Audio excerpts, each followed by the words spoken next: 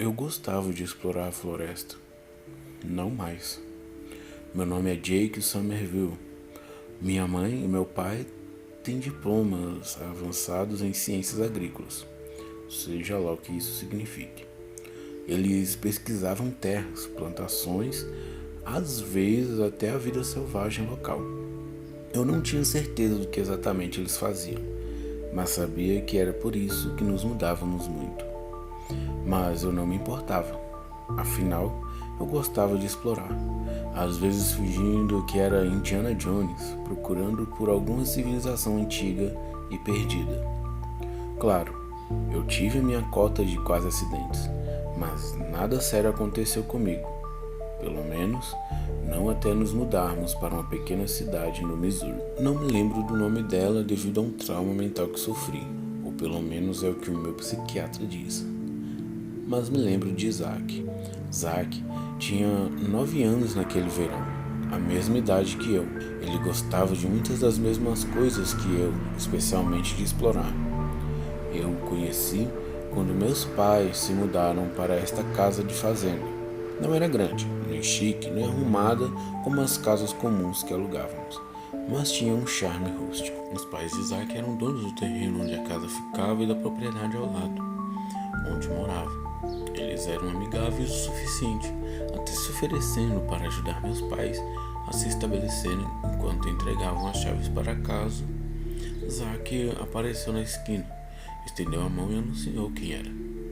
Eu nunca fui do tipo que fazia amizades por conta das mudanças constantes, mas logo sobre Isaac simplesmente fez sentido. Nós nos mudamos no início das férias de verão, então Isaac e eu tínhamos bastante tempo para brincar. Nós íamos principalmente explorar, capturar pequenos animais e soltá-los de volta na natureza. Tínhamos 4 acres só para nós, exceto pela área da borda da propriedade. Era o começo da floresta. Naturalmente, nossos pais nos proibiram de entrar lá, mas nós entramos mesmo assim. Nós limpávamos nossas próprias trilhas, fingindo que estávamos em uma selva exuberante. Uma vez, Zack jurou que viu uma cobre, mas nunca a encontramos. No começo, ficávamos relativamente perto da borda, mas com o passar do tempo, ficamos mais relaxados. Em pouco tempo, estávamos caminhando profundamente na floresta, capazes de encontrar o caminho de volta com marcadores, aos quais demos nome. Um dia, na borda da propriedade, nos deparamos com um pedaço de floresta que era diferente de alguma forma, mais escuro. Os arbustos espinhosos eram comuns na floresta, mas este lugar estava completamente coberto deles. Na verdade, era tão denso que não tínhamos esperança de entrar. Andamos em volta dele pelo que pareceram horas, mas nunca encontramos um caminho para passar por aqueles espinhos. Com o passar do tempo, esquecemos daquele lugar na floresta. Afinal, ainda havia muito para explorar. Para minha alegria, meus pais me disseram que ficaríamos por aqui um tempo.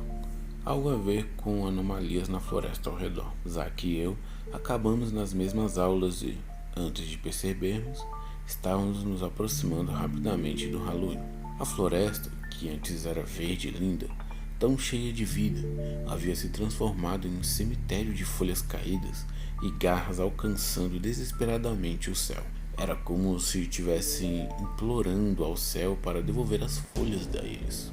No dia 30 de outubro, Zack estava passando a noite na minha casa. Éramos só nós dois, no meio do nada. Nossos pais tinham ido a uma festa de dança chata para adultos, onde crianças não eram permitidas. Estávamos sentados no chão, em frente à TV, assistindo a filmes de terror, quando, do nada, Zack me deu uma cotovelada na lateral, carrancudo. Perguntei a ele qual era o problema e seu rosto se iluminou. Você se lembra daquela parte espinhosa da floresta? Ele perguntou. Sim, respondi. Por quê? Vamos lá. Tudo secou. Podemos cortar esses espinhos facilmente agora. Eu estava hesitante no começo. Algo sobre essa ideia parecia estranho, parecia errado, mas eu não queria que Isaac pensasse que eu era um covarde. Então, relutantemente concordei. Pegamos nossas mochilas, enchendo-as com suprimentos para nossa aventura. Zack colocou uma tesoura de jardinagem e uma lanterna reserva na dele, enquanto eu peguei um mapa da área, algumas pilhas e uma lanterna extra para a minha. Então pegamos nossas jaquetas e um par de lanternas e saímos pela porta em direção à floresta. A lua estava vermelha como sangue e cheia naquela noite, banhando tudo com aquele tom assustador. Era quase como se a própria terra estivesse manchada de sangue. Já fazia um tempo que nenhum de nós dois entrava na floresta, com a escola e tudo, mas encontramos nossos pontos de referência com facilidade.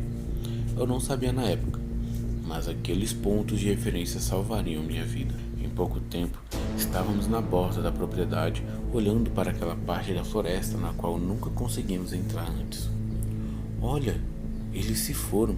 exclamou Zack. Com certeza, os arbustos espinhosos tinham desaparecido. Era quase como se a própria floresta quisesse que entrasse. Havia algo de agourento nessa parte da floresta. Enquanto as árvores ao redor esticavam seus galhos para fora em todas as direções, as árvores na nossa frente cresciam, juntos, seus galhos alcançando a escuridão. Senti um arrepio percorrer minha espinha e, de repente, não queria mais entrar ali. Zack deve ter sentido isso também, porque ele estremeceu por um momento. Acendemos nossas luzes e olhamos para a escuridão. Após uma inspeção mais detalhada, os espinhos ainda estavam presentes. Eles apenas foram removidos para formar um caminho para a floresta. Zack se ajoelhou com um olhar perplexo no rosto. "Não vejo nenhuma trilha, humana ou animal, indo para a floresta", disse Zack. Concluímos que alguém ou alguma coisa deve ter limpado aquele caminho há algum tempo. O que quer que tenha feito, não parecia que ainda estava por ali, ou que tinha voltado há muito tempo. Eu não gostei. A forma como as árvores estavam tão anormalmente curvadas me fez sentir como se a floresta estivesse esperando para nos engolir inteiros. Por mais medonho que isso parecesse, essa não era a parte mais perturbadora. O que era perturbador era que eu me sentia compelido a entrar na floresta.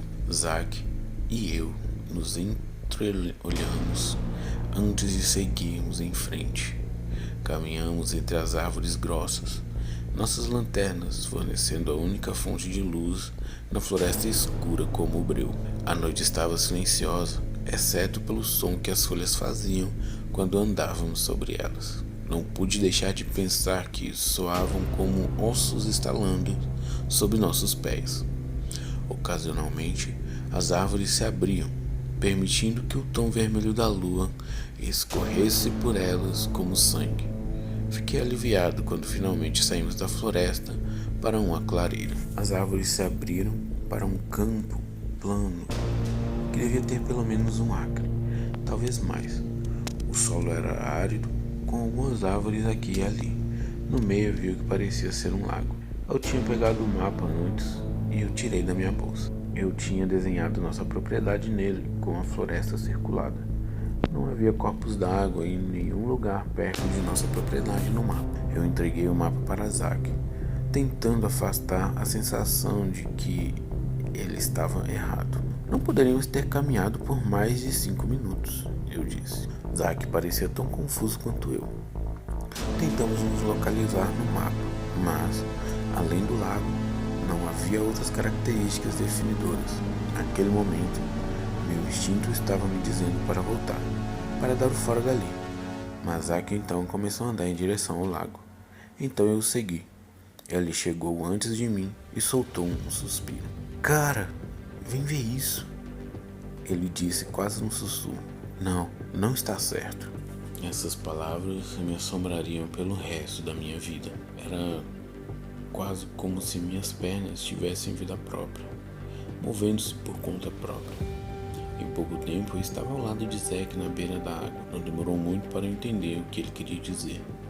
Nossos reflexos não estavam na água, mas todo o resto estava, só que diferente. Algumas árvores cresciam ao longo da costa, mas o que era refletido de volta era bem Não sei como chamar. As árvores, em vez de estéreis, estavam cobertas do que parecia ser carne. Foi então que percebi que não éramos as únicas coisas não refletidas na superfície da água. O céu, lua de sangue e tudo também estava ausente. Em seu lugar, havia um vazio negro, aparentemente infinito. Isso é tão estranho, Zack murmurou. A voz de Zack me libertou do meu transe. Ele andou pela margem até encontrar o que procurava, um pedaço de pau. Não acho que deveríamos estar aqui, eu disse a Zack. Mas ele simplesmente me ignorou. Era como se algo estivesse fazendo pegar aquele graveto. Conforme Zack se aproximava da superfície, vi a água se mover como se houvesse algo logo abaixo da superfície. Tentei gritar seu nome, mas nenhum som saiu da minha boca. Fiquei ali, congelado no lugar, enquanto ele se ajoelhava, dando a superfície da água com o graveto. Ele fez isso algumas vezes, então se levantou e olhou para mim. É só água, ele disse, dando um passo à frente. Foi então que ele perdeu o equilíbrio e caiu de costas na água, com um olhar de surpresa no rosto. Eu esperava que ele emergisse assim que o respingo diminuísse, mas ele nunca o fez. No começo, pensei que ele estava brincando, mas os segundos se transformaram em minutos e percebi que ele não estava me pregando uma peça. Corri em direção ao local onde ele havia caído no lago, diminuindo a velocidade conforme me aproximava da borda. Não querendo tocar a superfície, iluminei as profundezas turvas com minha lanterna, procurando por qualquer sinal do meu amigo. Quando estava prestes a desistir, eu vi. A lanterna de Zack estava acesa, exceto que estava perto da entrada da floresta que estava refletindo na água. Olhei para trás para onde tínhamos entrado, não vendo nenhuma lanterna, mas quando voltei meu olhar para o lago, lá estava ela. Nunca passou pela minha cabeça correr de volta e chamar a polícia, e mesmo se tivesse, o que eu diria a eles? Que meu amigo caiu em um lago e foi transportado para uma realidade alternativa de pesadelo? Sim, certo. Como se eles fossem acreditar em mim. Eu não teria acreditado se não tivesse visto com meus próprios olhos.